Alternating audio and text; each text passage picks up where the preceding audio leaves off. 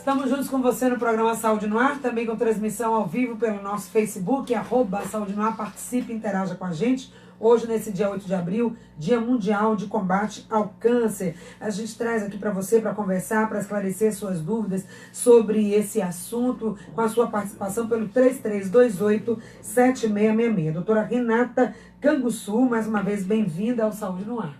Obrigada, Patrícia. Obrigada, ouvintes. Pois é, a gente fala muito de câncer, todo mundo já ouviu falar, teme essa doença, mas na prática, como é que a gente caracteriza? O que é o câncer e quando é que a gente fala de tumor maligno e tumor benigno? O câncer, todo câncer é um tumor maligno, né? Os tumores eles podem ser benignos ou malignos. E câncer já se entende que é um tumor maligno. E a diferença de um tumor, quando a gente fala maligno, é todo aquele que tem um crescimento das células de maneira desorganizada.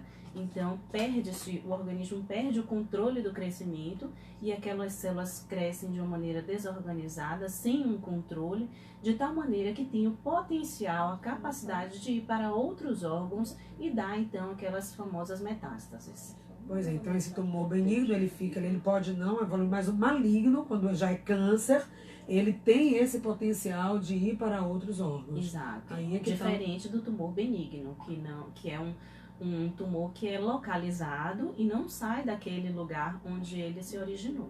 Se o câncer, então, é essa proliferação, essa multiplicação desordenada das células, o que a gente pode entender, então, como causa, o que gera esse descontrole, digamos assim, essa situação? São fatores internos, externos, ambos? O que prevalece mais? A grande dificuldade de se encontrar a cura para o câncer é exatamente porque o câncer é uma doença muito complexa e que o que causa esse processo de perda do controle de crescimento são inúmeros fatores, não é um apenas. Então, se fosse apenas um vírus, era mais fácil de se encontrar, né, uma vacina para se resolver esse processo. Mas não, são exposição a diversos fatores que vão causar mutações, né, e essas mutações, então, vão fazer com que perca o controle desse crescimento, de maneira, então, que vai fazer com que as células cresçam desorganizadamente. Então, como são inúmeros fatores internos, sim, né, tem fatores que são do próprio hospedeiro, então vai daí aquelas pessoas que já nascem com determinadas mutações, porque são hereditárias, e vale lembrar que isso acontece em apenas 5 a 10% dos casos, e tem muito dos fatores externos, né, então desde radiações, a exposição a agrotóxicos, né, o tabagismo, o etilismo, e aí vem todos aqueles fatores que vão acabar fazendo com que você possa ter, então, uma mutação, né, em consequência desses fatores externos também, e passa, então, a desenvolver a doença. Alguns fatores, falamos no primeiro bloco do programa, a questão da alimentação, do sobrepeso, que algumas pessoas não associam, né, como fatores de risco para o desenvolvimento de câncer, mas que eles estão aí. Alguns já conhecidos como a irradiação solar para o câncer de pele, é muito significativo. Tabagismo também você já falou, né, para alguns cânceres de boca, enfim. Então tem algumas causas, embora são mais de 100 tipos de câncer, dependendo da situação. Vírus também pode causar, HPV, por exemplo, para o câncer de colo, é isso? Com certeza. Só voltando ao tabagismo, que é super importante a gente falar, né? O tabagismo é responsável por mais de 30 casos de câncer. Então, assim, tipos de câncer diferentes. Então, é ainda um dos principais fatores de risco modificáveis. É importante que a gente lembre da importância desse fator de risco e tente evitar ao máximo realmente o tabagismo, né, para que a gente consiga então mudar esses números. E com relação a vírus, a HPV realmente é um dos vírus que é responsável pela mais de 90% dos casos de câncer de colo uterino, que é o terceiro tipo de câncer que mais acomete as mulheres no Brasil. Então, é um câncer que é extremamente prevenível, né, já era prevenível desde do preventivo, né, quando a gente faz o preventivo anualmente, é possível se dar o diagnóstico de lesões precursoras, né, que acontecem antes mesmo de se tornarem malignas e sejam tratadas então no preventivo. E mesmo assim a gente ainda acontece com um número muito grande de casos de câncer de colo uterino, porque as mulheres não fazem o rastreamento, que é o preventivo, da maneira com que deve. E hoje em dia a gente tem disponível ainda a vacina, né? Até mesmo na rede pública já está disponível para as meninas, né, a partir de 9 anos, a vacina contra o HPV. E a gente estima que, se for realmente vacinada a população da maneira com que deve, a gente consiga um dia eliminar então esse tipo de câncer. Pois é, os números já falamos também, podemos repetir, são grandes. A perspectiva, o câncer já é a segunda causa de morte no país. Em algumas cidades, como colocamos aqui, já passou essa margem, já aparece como principal antes mesmo das doenças cardiovasculares. Então é uma situação que precisa de alerta, conhecimento. Vimos também uma pesquisa que mostra que as pessoas têm muito medo de ter câncer, mas quando você pergunta o que você faz, se você previne, se você já fez algum exame diagnóstico, não. Então, como lidar com algo que você teme, mas que você não sabe, não se arma, né, para enfrentar? É tão complicado. Vamos falar sobre isso, mas antes tem o Carlos Prazeres, isso, ele está na linha 1, quer fazer uma pergunta aqui aos nossos ouvintes. A nossa convidada, doutora Renata Canso. Bom dia, Carlos. Bom dia, Patrícia. Bom dia, doutora Renata. Bom dia aí, Brasil. Bom dia, mundo, né? Que o mundo hoje nos assiste, né, Patrícia? É verdade. Patrícia, hoje o câncer assusta mais do que a violência, porque a violência é trazida muito mais pela mídia, mas câncer, quem não tem, nem quem não conhece, aí várias pessoas, inclusive na família, vizinho, amigo, está muito perto da gente. E se falava aí da alimentação. Doutora, nem alimentação natural que a gente pode ter uma confiança, é a da agricultura familiar. As grandes corporações que têm suas fazendas, suas macrofazendas, já traz o produto natural envenenado, doutora. Então é preciso que nós, igreja, hoje, com a fraternidade e as políticas públicas, se envolva mais para a gente exigir desse poder público que cuide dessa questão, né? Que o corpo médico não fique só nos orientando aqui, não. Se una também para exigir isso, doutora. Senão nós vamos parar, o câncer de fato está assustando. Vai dizer as pessoas que estão nos ouvindo, né? O medo do diagnóstico, gente, pode levar você a ter um câncer já em fase terminal. Então vamos tomar vacina, então vamos fazer o diagnóstico precoce, porque aí a chance de curar. Agora vamos combater isso na rua com a igreja em saída, gente. Um abraço aí, doutora, e desculpa aí até a forma de falar o desabafo, viu? Nada, Carlos, bem-vindo. A sua fala, assim, traz a preocupação, que é também dos profissionais da área de saúde. Sem dúvida, muito pertinente. Hoje a gente tem um movimento muito grande dos nutricionistas no Brasil, tentando modificar a lei que aprova o grande uso de agrotóxicos no nosso país.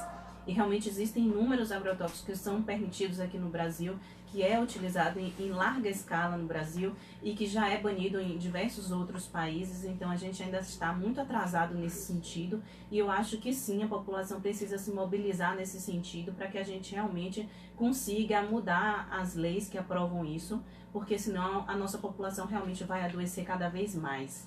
Ficar atento a esses produtos também modificáveis, né? Já tem aquele emblema, o símbolo no triângulo amarelo com o T do alimento transgênico, que também é uma preocupação, ainda não estudos conclusivos, mas que pode ter também uma relação, inclusive produtos que são fabricados tendo como público-alvo o público infantil. Então essa sua preocupação é pertinente sim, tá, Carlos? É preciso estar atento àquilo que a gente leva para casa, porque pode estar levando um fator de risco para essa doença tão temida e que está aí na pauta do dia. Tem um ouvinte, Dora, ela quer saber o que seria neoplasia. Neoplasia pode ser uma neoplasia benigna, neoplasia maligna. Então, é como se fosse tumor. É uma terminologia que vai semelhante ao tumor. Existe a neoplasia benigna e a neoplasia maligna. Então, não necessariamente é um câncer. Alguém que tem diagnóstico de neoplasia já fica preocupado. Não necessariamente é realmente câncer. Bacana. Zorilda, é da Fazenda Grande. Um beijo para você. Sempre participa com a gente. Bem-vinda aqui também ao Saúde no Ar. O câncer ainda é um problema de saúde pública e o sofrimento é maior para pessoas que moram no interior, segundo a visão dessa nossa ouvinte. Ela acredita que aqui na capital as formas de tratamento é melhor. Bom, hoje a gente já tem um trabalho de rastreamento que vai até o interior do estado, os serviços estão mais concentrados talvez aqui no centro, mas o câncer no estágio inicial é tratado em ambulatório, não é isso, doutora? O tratamento, na verdade, eu concordo que a rede de hospitais realmente não está tão disponível no interior. Eu concordo que o número de mamógrafos no interior não é o mesmo, né? Mas assim, o que me preocupa é porque existem muitos lugares em que mesmo se tendo disponível mamógrafo, mesmo se tendo disponível um local para se fazer o preventivo, hoje a gente tem um programa de saúde da família que faz o preventivo de maneira, né, disponibiliza para todos o preventivo para ser feito de maneira regular e ainda assim a população não necessariamente busca esse auxílio, por isso que levar informação é importante. mas o acesso realmente para o diagnóstico e tratamento do câncer no interior ainda não está da maneira com que nós gostaríamos que estivesse, né? As pessoas ainda precisam se movimentar no sentido de vir para a capital para algumas coisas, mas sim, ambulatorialmente é feito, mas assim, não é em todo o interior que se tem um serviço de oncologia disponível para se fazer o tratamento, mesmo que de maneira ambulatorial. É ainda assim complexo, um serviço complexo, mesmo que não precise ser a nível hospitalar, mas precisa de uma estrutura que não é tão simples e que não está disponível realmente para todas as cidades do interior da Bahia, não. Nós temos aqui o SICAM, Serviço Público para alguns tipos de câncer, diagnóstico e tratamento, hospital de referência no setor público, o Hospital Aristides Maltês, que funciona aqui no bairro de Brotas. Tem o Grupo Oncoclínica, que está espalhado também em várias capitais, aqui em Salvador, com o NOB e também outras clínicas, né, doutora, que também atende no setor privado. No setor privado, a gente tem a unidade de Ondinas e a unidade de Lauro de Freitas, né? Mas no SUS, você mencionou o Aristides Maltês. Sim. E o SICAM. Hoje já tem também, a Bahia conta com o Hospital da Mulher, que tem um serviço de oncologia. Também tem o Hospital de Irmã Dulce, que também já tem uma oncologia disponível pelo SUS. Então, de certa maneira, pelo menos na capital, o movimento está sendo de ampliar serviços que disponibilizem e consigam reduzir as filas realmente para tratamento do câncer, que ainda é um problema. Pois é, todo esse trabalho de prevenção que é importante a gente falar, da questão da atividade física, que é muito importante para várias situações de saúde e qualidade de vida, também para a prevenção ao câncer, a alimentação, mas o diagnóstico precoce ainda é colocado também como prevenção secundária. Descobrir a tempo é também dar condição de tratamento, de cura, de uma qualidade de vida melhor. Então, baseado naquela pesquisa que falamos agora há pouco, que muitas pessoas temem o câncer, mas não procuram fazer um exame diagnóstico, então ter medo não mobiliza. O que está por trás disso? Eu acho que vem muito do histórico do câncer, porque era uma doença extremamente letal, né? Então, acabou-se criando esse estigma de que quem tinha o diagnóstico de câncer tinha realmente uma doença que ia morrer dentro de pouco tempo, e isso hoje a gente sabe que não é uma verdade. A gente tem uma gama de pessoas que convivem com o câncer hoje com uma vida normal, trabalhando e com uma vida realmente normal. E a gente consegue isso justamente porque a medicina evoluiu, a gente consegue dar o diagnóstico precoce muito mais frequentemente, e quando dado o diagnóstico precoce, a gente consegue curar o câncer em mais de 90% dos casos. Então, eu acho que o medo, a gente deve parar e raciocinar. Olha, se eu for agora, porque assim, a pessoa ter medo não vai fazer com que a doença desapareça. Exato. Então, se tem o diagnóstico precoce, você tem uma possibilidade de cura que passa dos 90%. Então, vamos procurar auxílio o quanto antes, fazer os exames de rastreamento. Então, não vai esperar aparecer um sintoma, porque o câncer muitas vezes é uma doença silenciosa. Então, os exames de rastreamento, que são mamografia anual, fazer o exame de toque para o homem, PSA, enfim. Esses exames de rastreamento preventivo anual para a mulher, a colonoscopia para quem tem mais de 45 anos, são exames que são indispensáveis, que devem ser feitos independente do aparecimento de sintomas. Agora, esses exames clínicos, né, de laboratório comum, se pede normalmente para fazer glicemia e tal, além daquele exame, pode aparecer já um indicativo que tem alguma coisa errada como sinal, ou não? Tem que ser um exame específico? Não, exames de sangue, existem até os marcadores tumorais, mas que nós não indicamos ser feitos de maneira rotineira para quem não tem o diagnóstico de câncer. Então, esses exames de sangue, conhecidos como os marcadores tumorais, não devem ser feitos na população que não tem o diagnóstico. A gente pega, às vezes, no consultório, pessoas que não têm o diagnóstico de câncer e fizeram na rotina esses marcadores, e acaba sendo um fator de confundimento, porque pode dar alterado em outras situações que não necessariamente o câncer, e acaba atrapalhando, na verdade, o diagnóstico. Então, de maneira sistemática, para quem não tem o diagnóstico de câncer, esses exames não são auxiliares. Agora, aquelas pessoas que têm histórico familiar devem ficar mais atentas. Aí a pergunta da Raimunda, lá de Paripe. Eu gostaria de saber se todos os cânceres são hereditários. É bem importante a gente falar sobre isso, porque, na verdade, somente 5% em média dos casos são hereditários. Então, muitas vezes, essa questão da relação com a hereditariedade acaba fazendo com que a pessoa ou se tranquilize no sentido de que eu não tenho ninguém com câncer na minha família, então isso não vai acontecer comigo, o que não é verdade, né? Ou no sentido de que a pessoa acha que tem muitos casos de família e que necessariamente vai ter também com ele, né? E isso também não é verdade. Então, o que acontece é que 5% em torno apenas dos cânceres são hereditários. Os outros 90%, 95%, eles são adquiridos ao longo da vida. O que acontece muitas vezes para uma família tem uma família que tem várias pessoas com câncer, e aí você vai fazer o estudo genético e, mas não é hereditário. O que acontece? O que acontece é que muitas vezes essas pessoas da mesma família têm os mesmos hábitos.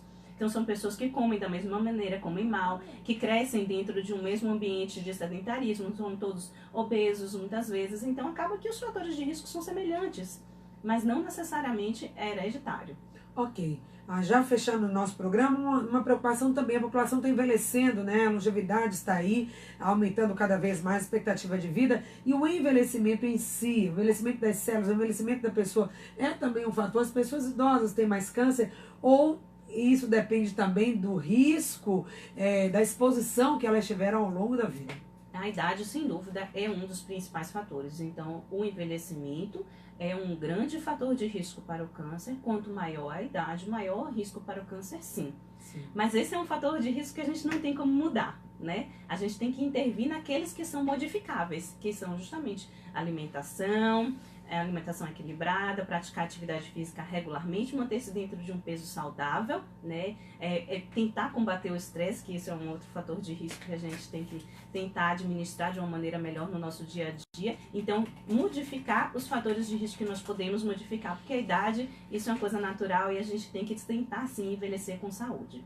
Fechando, então, doutora Renata, já agradecendo a sua presença e dizer que, gente, com os avanços da tecnologia, com o rastreamento, com o diagnóstico precoce do câncer, não é mais uma sentença de morte. De forma alguma, a gente conhece tantas pessoas.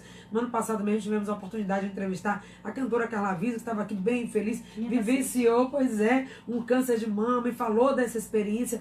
Tantas outras mulheres, ontem mesmo estava na paróquia de São Cristóvão, mandar um abraço para todo mundo que me acolheu lá muito bem na campanha aqui da Rádio Excelsior, e uma mulher que me falou que já fez 9 cirurgias, ela teve câncer de mama, já passou por 9 cirurgias, entre outras situações, e eu disse, não, você olha e diz, não acredito, você teve câncer, já fez 9 cirurgias? Ela disse, sim, estou enfrentando com mente positiva essa doença, estou aqui. Ou seja, é possível, né, doutora? Quero terminar com essa mensagem de esperança. Sem dúvida, a gente precisa sim desmistificar o câncer, porque o tratamento hoje em dia está muito melhor, então é muito menos invasivo, muito menos sofrido do que se imaginou um dia.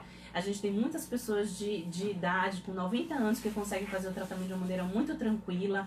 Então, a gente consegue, sim, tratar o câncer de uma maneira muito digna. E evitar o câncer também é possível. Então, é importante que a gente desmistifique. Evitar dentro do possível, quando não dá o diagnóstico precoce, para que a gente consiga aumentar as chances de cura. E isso é possível. Depende de nós. Pois é, vamos todos juntos contra o câncer. Nesse dia 8 é o dia de alerta, para que todos possam adotar hábitos saudáveis, ter melhor qualidade de vida. É possível sim enfrentar essa doença e ter uma vida digna, plena e feliz. Um beijo aí para a Glória, lá de São Cristóvão. Acabei de falar da paróquia, elas também gostou muito de conhecer pessoalmente. Um abraço para toda a comunidade que acolheu a gente com muito carinho. Saúde no Ar de hoje fica por aqui. Amanhã, atenção mulheres, o programa vai ser direcionado, claro, homens vão ouvir, mas mulheres, fisioterapia ginecológica. Nós vamos falar sobre isso, sobre a questão das mulheres que apenas com alguns exercícios elas podem melhorar muito algumas situações que incomodam bastante o universo feminino. Então, até lá. Beijo grande.